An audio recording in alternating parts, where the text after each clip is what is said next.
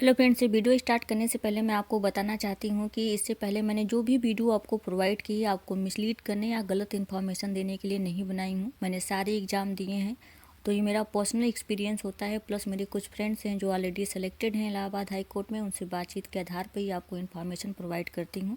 तो दोस्तों, अगर यही बात कोई बड़ा यूट्यूबर कहता है तो आप आसानी से मान भी जाते हैं, आपको सही भी लगती है, आप लाइक शेयर सब्सक्राइब भी करते हैं और उनकी लंबी लंबी वीडियो देखते हैं। लेकिन वही बात मैं शॉर्ट वीडियो में देती हूँ, बहुत कम टाइम लेती हूँ। मैंने कभी भी आपका टाइम वेस्ट करने की कोशिश नहीं की है। अगर इसके बावजूद मेरे से कोई ह्यूमन एरर हो जाता है, जैसे स्पेलिंग मिस्टेक हो जाती है, कुछ बोल मैं गलत देती हूँ या मेरे राइटिंग्स अच्छे नहीं हैं, तो आप लोग प्लीज़ मुझे माफ़ करें। इसके लिए मैं आपकी क्षमा प्रार्थी हूँ। तो दोस्तों, मैं बस यही चाहती हूँ कि आप तक सही इन्फॉर्मेशन पहुँचे, आप एग्ज़ाम को क्रैक कर पाएँ, क्योंकि इस टाइम एग्ज़ाम को क्रैक कर पाना बहुत ज़्यादा चैलेंजिंग है। तो दोस्तों, आज हम बात करेंगे इस वीडियो में इलाहाबाद हाई कोर्ट की जो न्यू वैकेंसी आने वाली है, यानी कि एलडीसी संविदा की जो पोस्ट आने वाली है, इसके लिए।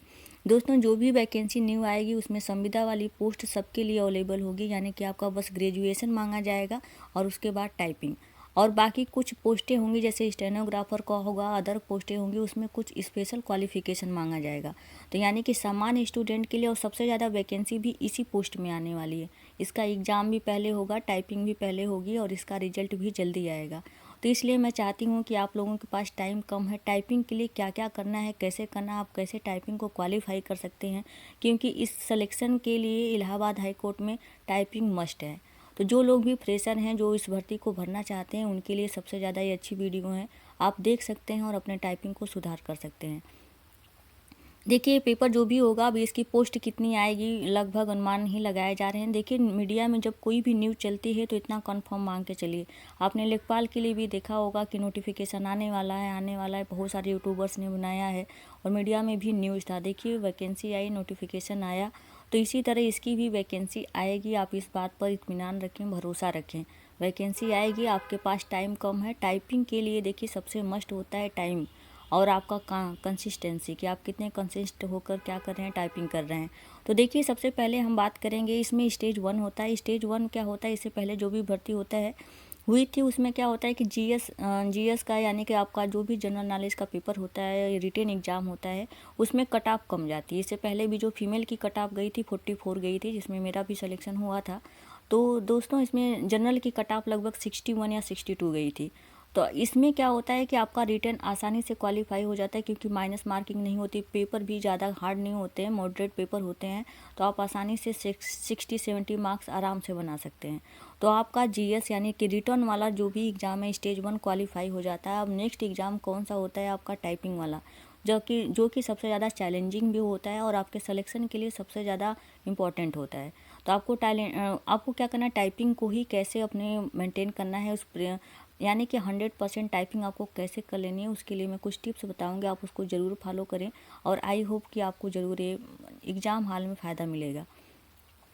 देखिए, जो भी वैकेंसी होगी इसमें क्या है, 100 क्वेश्चन के मार्क्स होंगे। 100 मार्क्स के क्वेश्चन या 200 मार्क्स हो सकता है, 2 नंबर के हो सकते हैं क्वेश्चन, लेकिन अभी तक कितना है कि 100 क्वेश्चन ही आपका आएगा। 90 मिनट टाइम दिया जाएगा, 100 मार्क्स के होते हैं। 100 मार्क्स के क्वेश्चन, अभी तक जो भी पिछला सिलेबस, इस बार थोड़ा बहुत चेंजिंग हो सकती है, सिलेबस में चेंजिंग हो सकती है, टाइमिंग में चेंजिंग नहीं होगी, क्वेश्चन में चेंजिंग नहीं होगी। तो आपको इतना मान के चलना है कि ये एग्ज़ाम जो होगा आपका कंडक्ट हो जाएगा मई या जून में, और स्पेशली मई में आपकी टाइपिंग भी हो जाएगी, रिटन भी हो जाएगा। तो आपके पास टाइम कम है। बहुत सारे एग्ज़ाम, जैसे ही आपका रिजल्ट आ जाएगा इसका चुनाव का, उसके बाद बहुत सारे एग्ज़ाम आपके बैक टू बैक आने वाले हैं। आपके पास ऑब्वियसली से टाइम नहीं मिलेगा। आपने बहुत सारे फॉर्म भरे होंगे, तुरंत एडमिट कार्ड आने लगते हैं, तो उस टाइम आप तैयारी को ज़्यादा टाइम नहीं दे पाएंगे और प्रेशर भी इतना हो जाता है एग्ज़ाम का।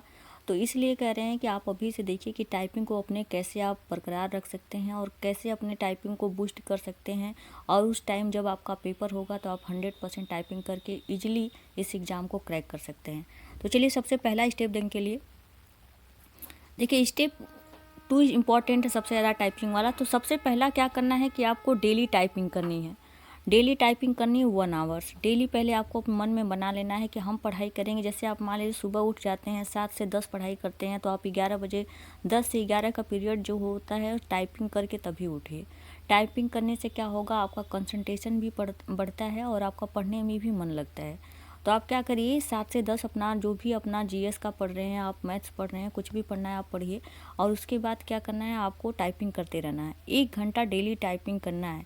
1 घंटा में भी क्या करना है, एक हिंदी का करना है, एक इंग्लिश का करना है, दोनों का साथ साथ करते चलना है, क्योंकि इसमें हिंदी और इंग्लिश दोनों की टाइपिंग होने वाली है। और देखिए कौन कौन से बेस्ट सॉफ्टवेयर हैं टाइपिंग का, उसके लिए मैं बात करना चाहती हूँ। तो देखिए सबसे पहले तो 1 आवर ही करना है आपको, 1 आवर से ज़्यादा नहीं करिए, क्योंकि ज़्यादा टाइपिंग करेंगे तो आप थक जाएंगे। ज़्यादा टाइपिंग करने से आपकी स्पीड भी कम होने लगती है। तो एक ही दिन ज़्यादा टाइपिंग नहीं करना, 1 आवर करिए, कंसिस्ट होकर करिए, बिल्कुल कंटिन्यूसली करते रहिए। जैसे अगर दिन में करते हैं तो शाम को 1 घंटा कर लीजिए, उसको डिवाइड कर लीजिए टाइम को। तो 1 घंटा ही टाइपिंग करिए। देखिए हिंदी के लिए सबसे पहले आप JR टाइपिंग अपने जो भी आप लैपटॉप वगैरह लगभग सबके पास होगा, जिनके पास नहीं है वो अपना जाके टाइपिंग इंस्टीट्यूट में ज़रूर ज्वाइन करें और ज़रूर करें 1 घंटा डेली। तो देखिए JR जिनके पास है वो लोग क्या करें कि JR टाइपिंग अपने सॉफ्टवेयर आप डाउनलोड कर लें, उसको अपडेट कर लें। उसके बाद आप मंगल फांट पे डेली 15 मिनट की 2 बार प्रैक्टिस करें, 15-15 मिनट की, खास तौर से हिंदी की। हिंदी की अगर आप बस इतना ही डेली करते हैं और आपके पास अभी ऑब्वियसली 60 डेज हैं, मान के चलते हैं इतना 60 डेज है, तो आपकी टाइपिंग आराम से निकल सकती है। हिंदी इजली है और हिंदी का 100% हो जाता है। इंग्लिश में सबसे ज़्यादा एरर भी होते हैं, टाइपिंग उसमें मेंटेन नहीं हो पाती। तो हिंदी आप इतना करते हैं अगर डेली, तो आपका आराम से 25 WPM मांगा है हो जाएगा। आप आराम से उतने टाइम में 15 मिनट में इतना वर्ड्स टाइप कर पाएंगे। तो हिंदी में बस केवल आपको इतना ही करना है कि आधा घंटा टाइपिंग करनी है, डेली करनी है, लेकिन 15 मिनट वाला सेट लगा के करिए। 5 मिनट वाला करके लगा के करेंगे तो आपकी स्पीड तो ज़्यादा दिखाती है, लेकिन आपका क्या होता है, कंसिस्टेंसी कम हो जाती है। स्पीड देखकर अच्छा लगता है कि मेरी इतनी ज़्यादा स्पीड आ रही है, मेरी एक्यूरेसी अच्छी आ रही है, लेकिन वो क्या होता है एग्ज़ाम टाइम में आपके लिए अच्छा नहीं होता है, क्योंकि एग्ज़ाम टाइम में हर समय 10 मिनट या 15 मिनट की ही टाइपिंग होती है। तो आप हर समय शुरू से ही 15 मिनट की टाइपिंग लगा कर करें, ताकि अगर 10 मिनट की टाइपिंग होगी तो आपके लिए ईजी रहेगा। तो ये था हिंदी का। हिंदी में आपको बस JR टाइपिंग पर ही हिंदी का 15 मिनट का 2 सेट बना के, यानी कि 30 मिनट आपको टाइपिंग हिंदी की करनी है। उसके बाद इंग्लिश पर फोकस करना है। हिंदी पहले करिए फिर इंग्लिश करिए, क्योंकि इंग्लिश थोड़ा इजी होता है, हाथ भी अच्छे से सेट हो जाता है। तो इंग्लिश वाला थोड़ा इजली है, और हिंदी वाला क्या है कि उस पर थोड़ा सा हाथ सेट करने में टाइम होता है, क्योंकि उसका थोड़ा सा जो कीबोर्ड होता है उसमें अलग अलग बटन होती हैं। तो हिंदी वाला पहले करिए, इंग्लिश वाला तो हाथ आप लोगों का सेट हो गया, और जो लोग भी टाइपिंग सीख रहे हैं या जो कर रहे हैं तो ईजिली थोड़ा इंग्लिश का ईजी होता है हिंदी के अपेक्षा। लेकिन टाइपिंग स्पीड की बात करें तो हिंदी की अच्छी स्पीड आती है इंग्लिश की अपेक्षा। इंग्लिश में बहुत ज़्यादा एरर्स हो जाते हैं, बहुत ज़्यादा स्पीड एक्यूरेसी आपकी घटने लगती है धीरे धीरे।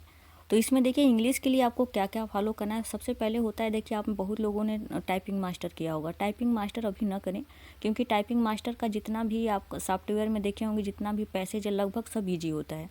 तो टाइपिंग मास्टर को छोड़ दें, क्योंकि टाइपिंग मास्टर में स्पीड भी बहुत ज़्यादा दिखाता है। आपने दिया होगा, बहुत लोग देखे होंगे कि टाइपिंग मास्टर में स्पीड अच्छा खासा दिखाता है।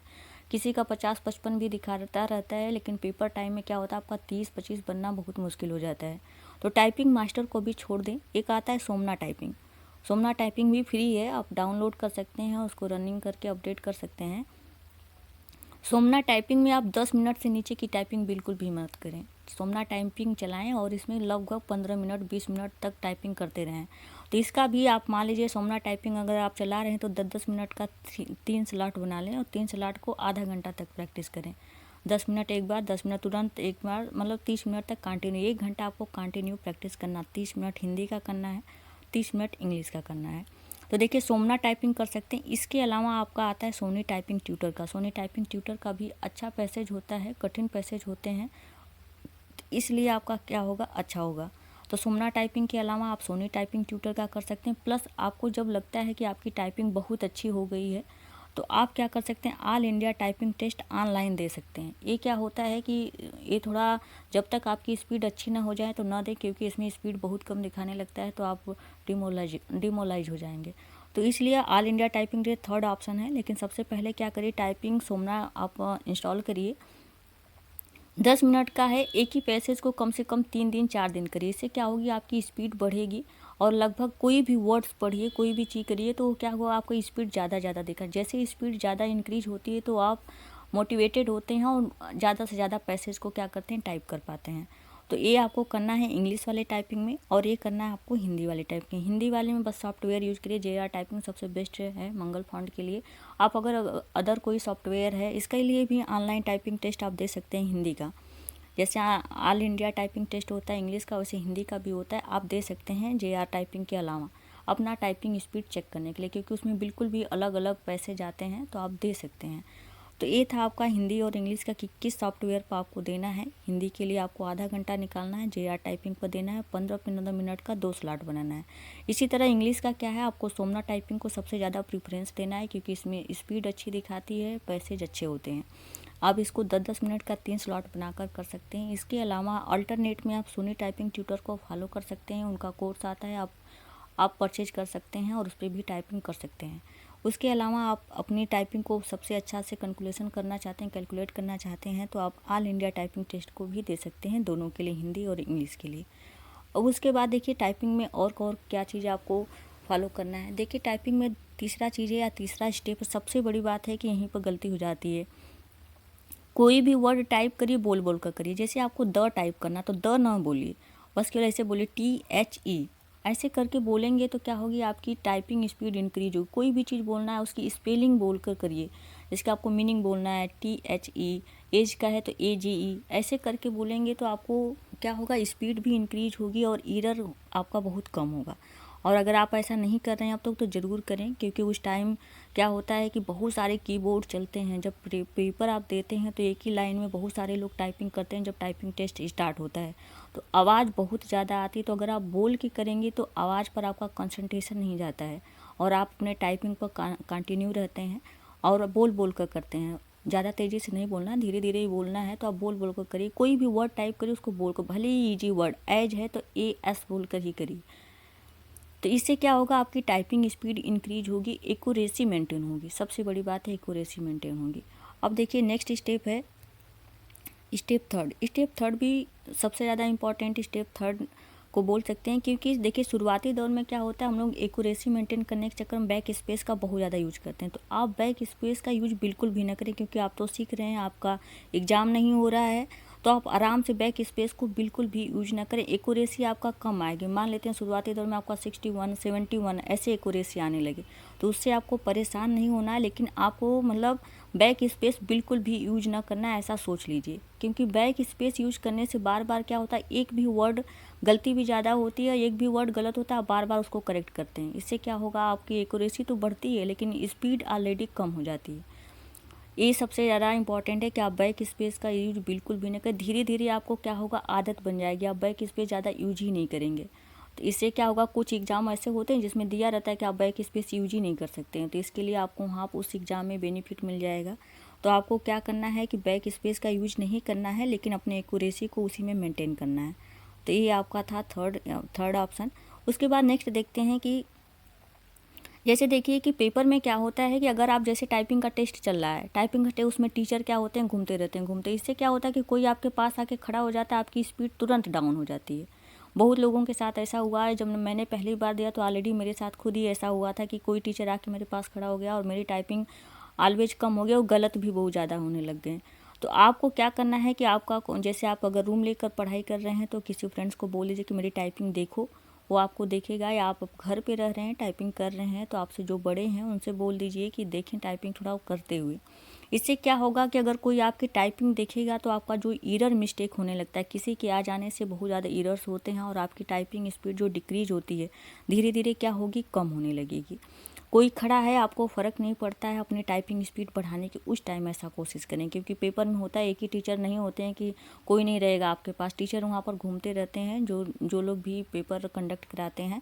तो इससे क्या होता है, स्पीड डिक्रीज होती है, क्योंकि वो ऐसा नहीं है कि आपके पास घूमते रहो, तो ये आपकी स्क्रीन की तरफ भी देखते हैं कि आप कितना % कर पाए हैं। इससे क्या होता है कि स्पीड कम होती है। तो ये वाला हेजिटेशन आपका दूर हो जाएगा। अगर कोई आपकी टाइपिंग देखता है तो आपको कोई भी मतलब नहीं, अपना स्पीड पर और स्क्रीन पर ध्यान दीजिए। तो इससे क्या होगी, आपकी स्पीड इंक्रीज होगी और आप प्रेशर को मेंटेन कर पाएंगे और अपने टाइपिंग स्पीड को बढ़ा पाएंगे। और नेक्स्ट और देखते हैं कि देखिए स्टेप 5 में है कि कीबोर्ड की तरफ बहुत लोग बहुत हाथ सेट हो जाने के बाद भी कीबोर्ड की तरफ देखते हैं। हाँ, नंबर्स वाले में मान सकते हैं कि जैसे 1 2 3 जो न्यूमेरिकल्स होते हैं, नंबर्स होते हैं, न्यूमेरिक होता है उसमें लोग देखते हैं कि 1 2 3, बहुत लोगों का हाथ नहीं सेट हो पाता है, तो नंबर्स वाला देख लीजिए, कोई मैटर नहीं, क्योंकि बहुत सारे नंबर्स नहीं आते हैं टाइपिंग में। लेकिन कीबोर्ड की तरफ बिल्कुल भी ना देखें, आप कीबोर्ड पर हाथ पूरी तरह से सेट कर लें। उसके बाद जो भी वर्ड आप स्क्रीन पर लिख रहे हैं उसको बोल बोल के स्पेलिंग, जैसे मैंने अभी पीछे भी बताया कि द लिख रहे हैं तो आप THE करके लिखें। इससे क्या होगा, स्पेलिंग मिस्टेक बहुत कम होगी, आपका एक्यूरेसी मेंटेन होता रहेगा। तो आप स्क्रीन पर देखें, जो भी आप मीनिंग लिख रहे हैं, जो भी ऊपर पैसेज में वर्ड लिखा है उसको मीनिंग बोल कर लिखें, ऊपर से ही देख कर, लेकिन मीनिंग वर्ड बाय वर्ड बोलेंगे तो आपका हाथ ऑलरेडी ABCDE पर सेट रहता है। वो जैसे ही वर्ड बोलेंगे वो तुरंत मतलब का आपका अनकॉन्शियस माइंड होता है उस की को ऑलवेज टाइप कर देता है। तो आपको हर समय जो भी स्क्रीन पर वर्ड आप ऊपर से देख कर नीचे करना होता है, तो आप उसको स्पेलिंग को एक एक वर्ड बोलें। बहुत ज़्यादा जैसे मेंटेन है तो MAITAIN ऐसे करके बोलेंगे तो क्या होगा, आपका स्पेलिंग सही लिखेंगे आप और आपकी एक्यूरेसी भी बनी रहेगी। यही था, इतने सारे स्टेप्स थे और इसके बाद बहुत सारे स्टेप्स होते हैं, आप फॉलो करें, कंसिस्टेंसी को बनाए रखिए और आप किसी की बातों में ना आए। आपका टाइपिंग अच्छा है तो आप करते रहिए, कंटिन्यू करते रहिए। कोई ज़रूरी नहीं है कि टाइपिंग जब एग्ज़ाम आए तभी करें, बिना मन का भी आप टाइपिंग कर सकते हैं, क्योंकि टाइपिंग करने से आपका मन भी बहुत अच्छे से लग जाता है पढ़ाई में। 1 घंटा टाइपिंग करने के बाद पढ़िए, आपका माइंड क्या होता है, पूरी तरह से शांत हो जाता है। उसके बाद आप पढ़ाई करेंगे तो आपका बहुत अच्छा बेनिफिट मिलेगा, ये मेरा पर्सनल एक्सपीरियंस है। तो आप पढ़ाई करके थक गए हैं तो 1 घंटा टाइपिंग करें, नहीं पढ़ने का मन करा है तब भी 1 घंटा टाइपिंग करें, तो इससे क्या होगा, पढ़ने में मन लग जाएगा। दोस्तों, ये थी मेरी इन्फॉर्मेशन, अगर अच्छी लगी तो कमेंट करके ज़रूर बताएं। Thank you so much.